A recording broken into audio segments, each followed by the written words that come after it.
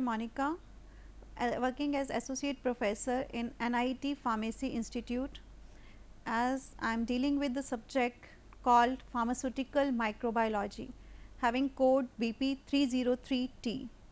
In my first and second lecture, I have tried to focus on the concepts, on the history part of microbiology, what scientists worked in the pharmaceutical field, what the scientists worked under the microbiology field, and how they discovered microorganisms, how they find it out whether the microorganisms are coming from living creatures or whether they are coming from non-living things. Similarly, we also covered that germs are responsible for diseases. Various scientists worked to find it out that germs can cause disease, where various scientists worked on developing chemotherapeutic agents, various scientists worked on finding vaccines, various scientists worked on that is immunology which is responsible for curing the disease, with how immunity develops. Various scientists nowadays also working to find it out, that is why resistance is being developed against microorganisms or against antibiotics, which antibiotics we generate, a resistance develop against those antibiotics, and why that resistance is being generated, that also we try to learn in lecture number 1 and lecture number 2. In my lecture number 3, what I am going to start with or trying to cover is the structure and classification of bacteria, that is we will try to find it out what is the main structure of bacteria, what is the main structure of shape of bacteria, how we can classify bacteria. So, in this lecture I will try to focus on the bacteria part, what is the main structure and how we can classify. So, contents I am going to deal in this lecture number 3 is I will try to cover the difference between prokaryotic and eukaryotic cells. I will try to focus on the structure of bacteria. We will try to cover classification of bacteria based on morphology. We will try to cover classification of bacteria based on temperature requirements, classification based on pH requirement, and we will focus on the classification based on oxygen requirements, how we can classify our bacteria based on these conditions, based on morphology, based on temperature, based on pH requirements, based on oxygen. So, these all parts we will cover in this lecture number 3, that is bacteria, what is its structure and how we can classify. So, now before starting with the structure of bacteria, as we all know, the cells are of two types, one is prokaryotic cells and second one is eukaryotic cells, and bacteria we always categorized under prokaryotic cells. Now, what are prokaryotic cells? And prokaryotic cells are unicellular organism, means having single cell organisms, but prokaryotic cells are the cells and which mainly lack membrane bound structure. There is no membrane bound structure within the prokaryotic cells. They lack nucleus. They are small, simple cells, have diameter just 0 to 1.5. They do not have any membrane bound structures, cellular regions, but cellular regions are distinct. They do not have nucleus, they do not have that is lots of organelles are missing within the prokaryotic cells, but the cellular regions are distinct. We can easily identify the cellular regions. So, example which are there for the prokaryotic cells are bacteria and archaea. These are the two types which comes under prokaryotic cells, and prokaryotic cells have various organelles, various structures, various cellular regions, like first one is nucleoid, second one is ribosomes, third one is cell wall. Now, what are nucleoids? These are the central region of the cell, means they are present in at the center of the cell, and these are generally contains DNA, DNA which is present within the cell. These are present in the center. Ribosomes are responsible for protein synthesis. Cell wall, the cell wall provides structure and protection to the cell from outside environment. Cell wall is the wall which provide protection against the outside environment. Most bacteria are having rigid cell wall, most bacteria have rigid cell wall made from carbohydrates and proteins called peptidoglycans. So, this is the main part, these are the parts like nucleotide is present within the prokaryotic cells, we have ribosomes in the cell, we have cell wall which provides protection to the cell, as well as we have cell membrane within prokaryotic cells which is also known as plasma membrane that separates the cell from outside environment. This is the membrane, cell wall or cell membrane which also protects it from the outside environment. Next category which we have is capsule. Capsules surrounds the cell wall. Capsules are always present around the cell wall and they mainly help most of the bacterium to attach to the surface.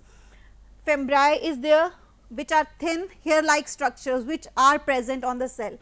Pili is there which is rod shaped structure involved in multiple roles. There are multiple roles of pili like including attachment and DNA transfer. They are responsible for the DNA transfer. So, these are the rod shaped structures present within the prokaryotic cell. We have flagella within the cell. So, flagella are thin tail like structures which are present in the on the cells, that is capsules or on the cell wall, and these are responsible for the movement, that is how the bacteria moves. Movement of bacteria is due to flagella. Now, as we can see the structure of that is prokaryotic cell, this is prokaryotic cell, and in prokaryotic cells as I told there are ribosomes, there is plasma membrane, there are pili, rod shaped structures present on the cell, there is cell wall is there, we have that is plasma membrane is there, cell wall is there, we have capsule around this, that is what we call as cell wall. Capsule is always present and mainly present in some prokaryotes, whereas cell wall is also present in eukaryotes too. Cell wall is present in prokaryote as well as in some eukaryotes, whereas that capsule is present in some prokaryotes, but it is not visible or not seen in case of that is eukaryotes. So, flagella, this is the flagella what we call flagella which is responsible for the movement of the cells. This is what we call as nucleoid which is present within the that is bacterial cell, and this is mainly consist of the DNA which is responsible. Nucleotide contains mainly the DNA, and there these are the ribosomes which are present within the cells. These are the main parts which are there within the that is prokaryotic cells, and bacteria lies and bacteria are categorized comes under that is prokaryotic species. So, that is why bacteria is always unicellular, it belongs to prokaryotic group, whereas the organisms as I told most of the prokaryotic cells जो होते हैं that lacks nucleus, they lacks various organelles. So, that is why this structure is the bacterial structure is always prokaryotic in nature, because it lacks nucleus, it lacks that is various organelles which are there in eukaryotic, but are not present within the prokaryotic cells. Next are the eukaryotic cells. Eukaryotics are the organisms whose cells have a nucleus. These are the organisms which has various organelles. They have nucleus bound to the membrane. Eukaryotics are the organisms whose cells have a nucleus and other organelles which are enclosed within the plasma membranes. These have organelles which have internal structure which are responsible for various functions, like they provide energies, they are responsible for energy production, they are responsible for protein synthesis. Various organelles are present within the eukaryotic cells, and examples of eukaryotic cells are found in animals. As I told, prokaryotic cells are mainly seen in case of bacteria, archaea, etc., whereas eukaryotic cells are always found in animals, in plants, in fungi, in algae, in protozoas. So, these are the all categories in which we found mainly eukaryotic cells. So, eukaryotic cells, as I told, it has a membrane bound nucleus, it has membrane enclosed nucleus, it has mitochondria which was absent in case of prokaryotic cell, it has ribosomes, it has plasma membrane, it will have cytosol in which all the organelles have been spread, it will have nucleolus, it will have the membrane enclosed nucleus. So, nucleus is the main part which is present, which we can see in eukaryotic cells, which is actually absent in case of prokaryotic cells like bacteria. Bacteria do not have any nucleus, bacteria are just unicellular in structure. Now, various parts of eukaryotic cells, they have nucleus, they have nucleolus, they have plasma membrane, they have cytoskeleton or cell wall, they have ribosomes, or the nucleus which was absent in prokaryotic cells now is present in that is what we call as in eukaryotic cells. Nucleus is the main store, is the store which stores the genetic information, which stores the DNA, which genetic information is always stored within the chromatin. Nucleolus is found inside the nucleus. Nucleolus is a part of eukaryotic cells where ribosomal RNA is produced. What happens? Mainly RNA is produced in the nucleolus, whereas DNA is always present as a genetic information in the chromatin. After that, plasma membrane is made up of phospholipid bilayer, bilayer that surrounds entire cell wall. Cell wall is around, it is around inside this cell wall, and that is called as plasma membrane that mainly encloses the cytosol in which various organelles have been spread. So, it accompanies the organelles, it contains the organelles within the plasma cells. Organelles are always distributed within the plasma, are always enclosed with the help of plasma membranes. Cytoskeleton or cell wall provides the structure to the eukaryotic cells. Eukaryotic cell structure is being defined by the cytoskeleton structure or cell wall. It allows cell movement, it plays role in cell division. Cell division is also responsible, or cell wall first always DNA gets divided, and after that DNA gets divided, after that the cell wall will divide and we will get new cells from the cell division occurs. Ribosomes are responsible for protein synthesis. Ribosomes are the agents which are present within, these are the organelles which are present within the eukaryotic cells, which are responsible for protein synthesis. After that comes mitochondria. Mitochondria, as we know, as we have seen that mitochondria is absent in case of prokaryotic cells, but mitochondria are present. They are the powerhouse of the cell, they are responsible for energy production. Cytoplasm is the region of cell between the nuclear envelope and plasma membrane. Cytoplasm is present here. Here we can see the cytoplasm which is present in between nucleus and the cell membrane, plasma membrane, the cytosol present. After that cytoplasm, there is cytosol which is a gel like structure. Cytosol is always a gel like structure, and which is present within the cell that contains various organelles. There is endoplasmic reticulum. Endoplasmic reticulum is an organelle dedicated to protein maturations and transportation. This is the main organelles which is responsible for the maturation and transportation of cells. Vesicles and vacuoles are also present within the eukaryotic cells. They have membrane bound sacs, they involve transportation and storage. Vesicles and vacuoles are responsible for transportation as well as for storage. After that, there are some structures which are similar in both the cells, and there are some differences within the cell. So, we will focus on the differences and the parts which are common in both the cells, that is prokaryotic and eukaryotic cells.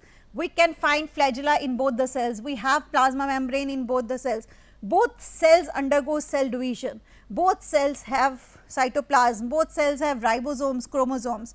But what difference is there within prokaryotic and eukaryotic cell is that eukaryotic cells are bigger as compared to prokaryotic cells. They are smaller, prokaryotic cells are smaller, whereas eukaryotic cells are bigger. They have 10 to 100 micrometer size, but they just have 2 to 2 micrometer, 0.2 to 2 micrometer. They eukaryotic cells have membrane bound nucleus, whereas these they have unbound nucleoid. Complex appendages are there within eukaryotic cells, whereas there are simple appendages. Linear DNA with histones is present within the nucleus of the eukaryotic cells, whereas they have circular DNA. Membrane bound organelles are present in eukaryotic cells, whereas no membrane bound organelle is found in case of prokaryotic cells.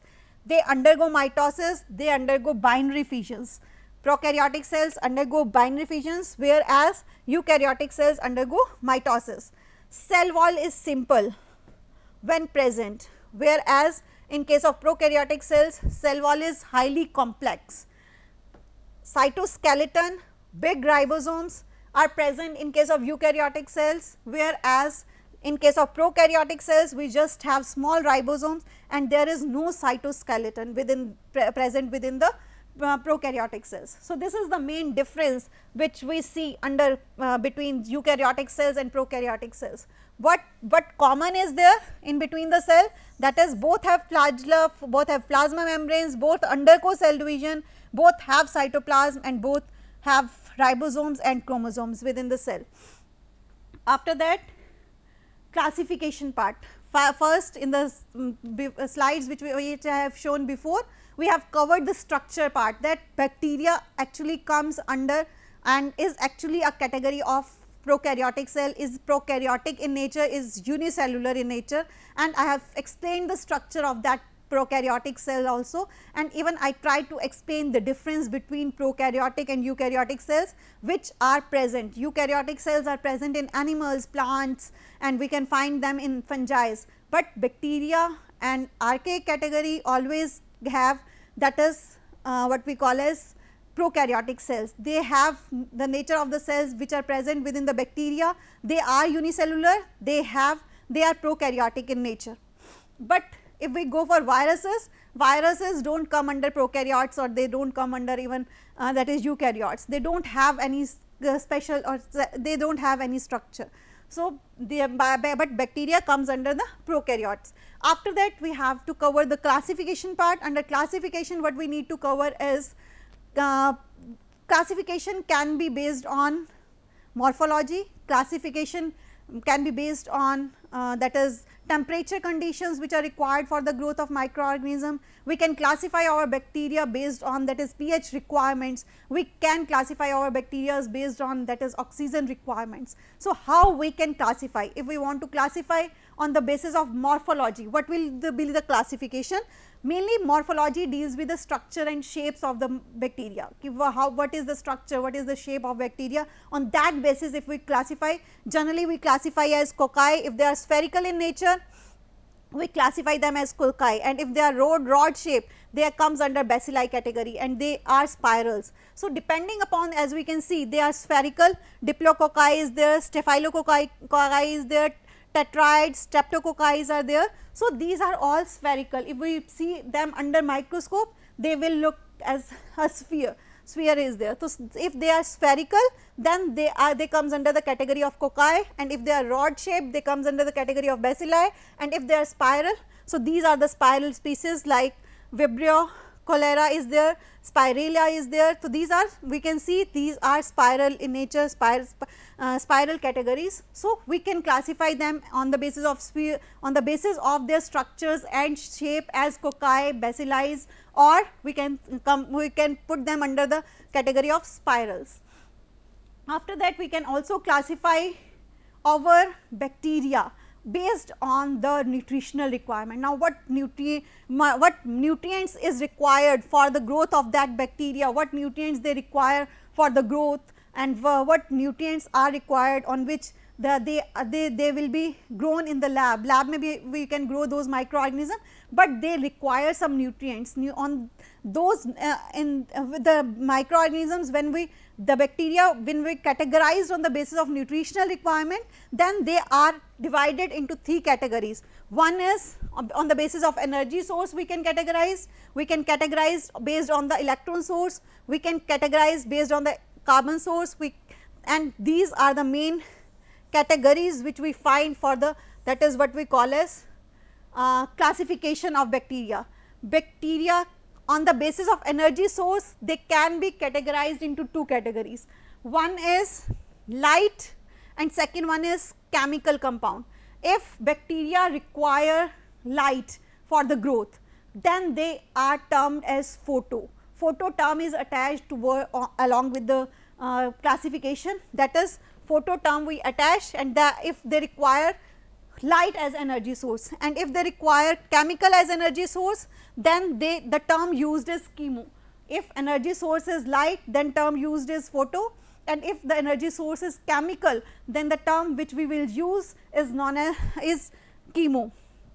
And on the basis of electron source, if the electron source is organic, if they are getting electrons from organic sources, then the term always applied is organo. Organo term is always applied for if they are getting electron from the that is organic source, and if they are getting electrons from inorganic source, then the term used will be litho.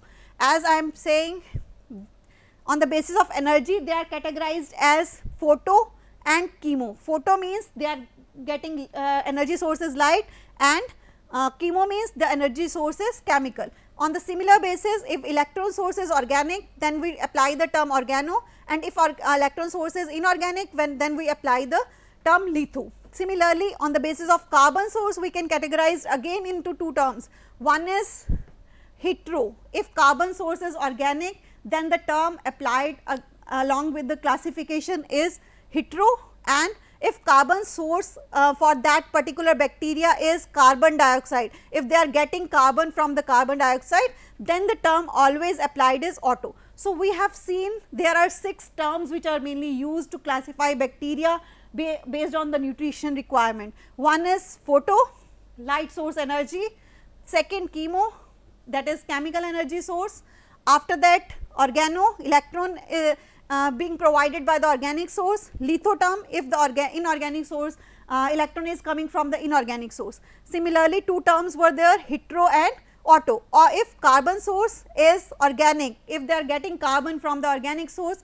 then the term is hetero, and auto term is used if they are getting the carbon from the carbon dioxide. So, combining these 6 terms, that is photo, chemo, organo, litho and hetero and auto, combining these terms we can regenerate other classifications like photo, organo, heterotrophs means light is the energy, energy source is light, organo means electron source is organic, and hetero means that carbon source is organic. Similarly, we can classify as, that is photo, chemo, heterotrophs, photo, organo, lithotrophs, photo, litho, autotrophs. 3 terms are being combined to find it out what source, from what source they are getting energy, from what source they are getting electrons, from what source they are getting carbons. So, in this way we can even define these terms also. Chemo, organo, heterotrophs means chemical is the energy source, organo means electron, organic source is electron, they are getting from the organic source, and hetero means they are getting carbon from the organic source. So, on the basis of that 6 terms we can even combine these terms and we can classify our bacteria. After that comes on the basis of temperature. Temperature, on the base of temperature we can classify them as cyclophiles, we can classify them as mesophiles, we can classify them as thermophiles. Cyclophiles are the organisms which require less temperature, which grow at a temperature in the range between 0 to 20, whereas mesophiles are the organisms which grow in the range of 0 to that is 20 to 40, and thermophiles are the organisms or bacteria which grow in the range of 40 to 60. So, similarly we can classify, there is always a cardinal temperature, we always have to put maximum, minimum, maximum and optimum temperature at which a particular species grows. For example, in this case we can see Pleuromonas are the species which grow, their growth starts at temperature 0 degree centigrade. Their maximum growth of Pleuromonas occurs at 4 degrees centigrade, and the maximum temperature which they can tolerate is 10 degrees centigrade. So, depending upon various species, that is E. coli species there, Bacillus species is there, Thermococcus species is there. We can define our species, we can categorize our species whether they are psychrophiles, whether they are thermophiles, whether they are mesophiles or whether they are hyperthermophiles. Hyperthermophiles are the species which grows above 60° temperature, means they require extra amount or they higher conditions of temperature. Hyperthermophiles, they require large temperature above 60° centigrade to grow.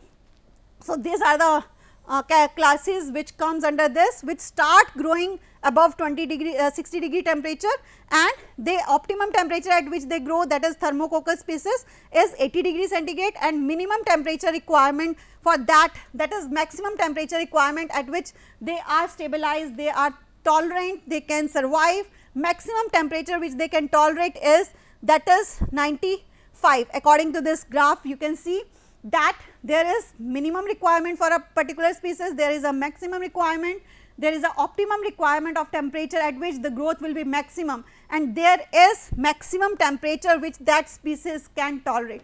So, always categorization based on temperature is done on 3: 1, minimum requirement at which the growth starts, maximum optimum requirement at which the growth is maximum, and maximum temperature which they can tolerate. So, based on 3 parameters we can classify them as psychrophiles, mesophile and thermophiles. Psychrophiles grows that is 0 to 20, thermophiles generally grows in between 20 to 40, and hyperthermophiles always grow in between that is 40 to 60, hyperthermophiles grow that is above 60 or 100° centigrade. On the basis of pH also we can categorize them as acidophiles, basophiles and neutrophiles. If they grow under acidic conditions, they are acidophiles; if they grow under basic conditions, they are basophiles, and if they grow under neutral conditions, neutral pH, then they are categorized as neutrophiles. We can also categorize them as into halotolerants, halophiles, extreme halophiles. Halo word is always used, defines the requirement of, that is salt. What salt requirement is there for the growth? That means non-halophiles are the bacteria which do not require salt at all, which will not grow even the concentration increases from 0 to even 0.5, then also they will not grow. Non-halophiles will not require, that is, as the salt concentration will increase their growth will goes on decreasing. So, non-halophiles do not require oxygen. Halotolerants which can tolerate that is salt to some extent. Non-halophiles do not require salt, non-halotolerant can tolerate to some extent, but halophiles are the bacteria which only grows in presence of that is in the presence of salt. On the same basis we can also categorize them as osmophiles, osmotolerants, barophiles, barotolerant. Osmo word is for solute concentration. They can be osmophiles, they can be osmotolerants, they can be osmophiles, means they require solute to grow. Osmophiles are the bacteria which require some concentration of, they require high solute concentration to grow. They will only grow in presence of that is what we call as they will grow in presence of solute. After that comes, that is oxygen requirements. On the basis of oxygen requirement we can categorize them as aerobic, as anaerobic. If they grow in presence of oxygen they are aerobic, if they grow in absence of oxygen they are anaerobic. There are facultative. Obligate means they require strict conditions of oxygen. They will grow at the top, they will grow in presence of oxygen. They will grow at the bottom, means they do not require oxygen at all. And these are the facultative aerobes, means they will grow at the bottom, but few of the species can grow at the top. Aerotolerants are the microorganisms will grow whole throughout the, that is test tube, means they can grow in presence, they can grow in absence, they can grow in presence of oxygen. So, microaerophils are the microorganisms, are the bacteria which require little amount of oxygen. They can't grow in the in the oxygen which is equivalent to that of that is environment में जितनी oxygen है उससे कम oxygen require होती है, that's why they will not grow at the top but they will grow just at a middle rare.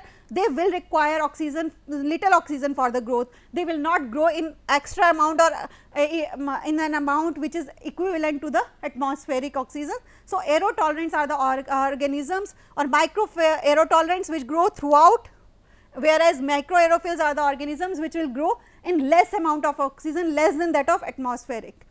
So this is all about your, that is what we call as classification part of bacteria, and in the last I have explained the classification based on that is morphology, classification based on temperature, classification based on pH, classification based on oxygen requirements. So these are the references which you need to follow for pharmaceutical microbiology. You need to follow Pegzar, you need to follow Chiara-Neja, you can go for Prescott. So these are the references you can follow for this. Thank you so much. Thanks a lot.